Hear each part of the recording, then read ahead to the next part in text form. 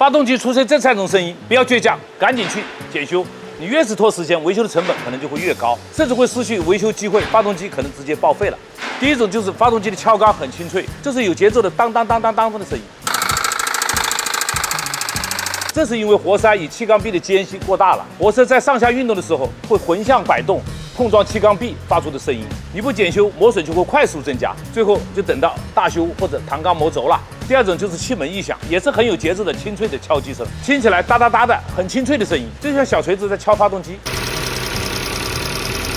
这是气门间隙过大了，也有可能是气门的液压顶筒磨损过度了，这会直接导致发动机的动力下降，油耗直接上升，时间拖久了，发动机会形成恶性循环，甚至失去了维修价值。第三种就是正时链条的异响，听起来就是像个金属链条，它的快速抖动，一启动的时候，啪那种声音。